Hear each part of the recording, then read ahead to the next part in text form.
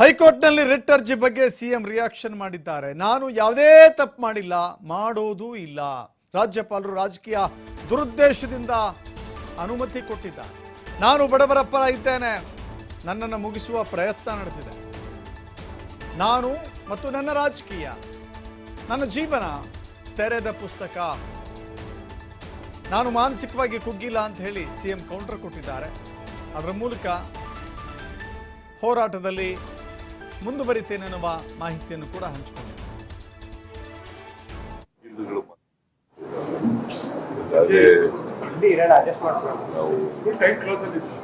ರಾಜ್ಯಪಾಲರ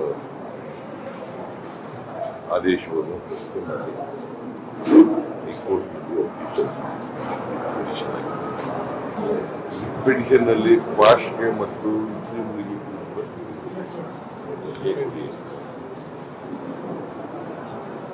ಈ ಪಿಟಿಷನ್ ಮೇಲೆ ಆರ್ಗ್ಯುಮೆಂಟ್ ಮಾಡಲಿಕ್ಕೆ ನನ್ನ ಪರವಾಗಿ ಅಭಿಷೇಕ್ ಮನು ಸಿಂಘ್ವಿ ಬರ್ತಾರೆ.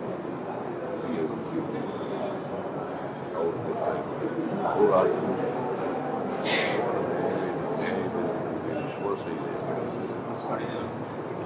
ನ್ಯಾಯಾಲಯದಲ್ಲಿ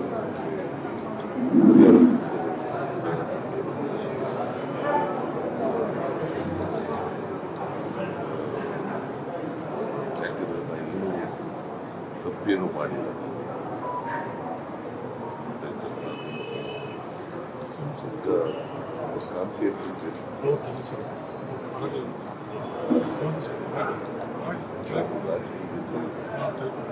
ಮಂತ್ರಿಯಾಗಿ 40 ವರ್ಷ ಆಯಿತು.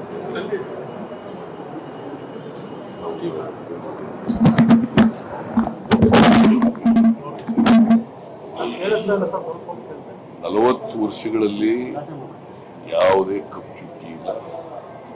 ನನ್ನ ರಾಜಕೀಯ ಜೀವನಕ್ಕೆ ಅದು ನಿಮಗೂ ಗೊತ್ತಿದೆ,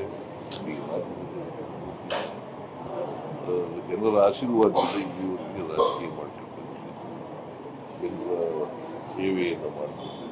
ಸರ್, ಹಿಂದೆ ರೀಡು ಪ್ರಕರಣ ಇರ್ಬೋದು, ಉಗ್ರಸ್ ಪ್ರಕರಣ 2 ಸಾಲ ನಿಮ್ಮ ಮೇಲೆ ಆರೋಪ ಬಂದಿತ್ತು. ರೀಡು ಪ್ರಕರಣ ಕೆಂಪಣ್ಣಾಗ ಕೊಟ್ರಿ, ವರದಿ ರೈತರು ಗೊತ್ತಾಗ್ಲಿಲ್ಲ.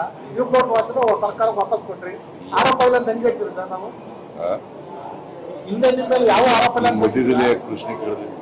ಅದು ಹಿಂದೆ ರೀಡು ಪ್ರಕರಣ ನಾನು ಮಧ್ಯದಲ್ಲಿ ಯಾವಾಗಲೂ ಮಧ್ಯದಲ್ಲಿ ಪ್ರಶ್ನೆ ಕೇಳಿದೆ.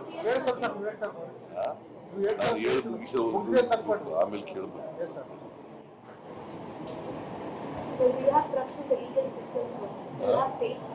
ನೋಡಮ್ಮ, ನಾನು ಹೇಳ್ಬಿಡ್ತೇನೆ.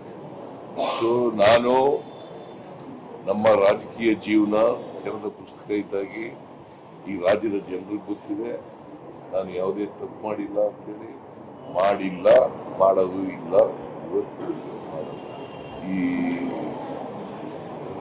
ರಾಜಭವನವನ್ನು ಉಪಯೋಗಿಸಿಕೊಂಡು ಬಿಜೆಪಿಯವರು, JDS-ನವರು, ಕೇಂದ್ರ ಸರ್ಕಾರ ಷಡ್ಯಂತ್ರ ಮಾಡ್ತಾ ಇದ್ದಾರೆ. ನಮಗೆ ಖುಷಿ ಬೆಳಿಬೇಕು ಅಂತೇಳಿ ರಾಜಕೀಯ ದುರುದ್ದೇಶದಿಂದ ಇದು ಮಾಡ್ತಾ ಇದ್ದಾರೆ. ನಮ್ಮ ವಕೀಲರುಗಳು ಮಾಡ್ತಾ ಇದ್ದಾರೆ.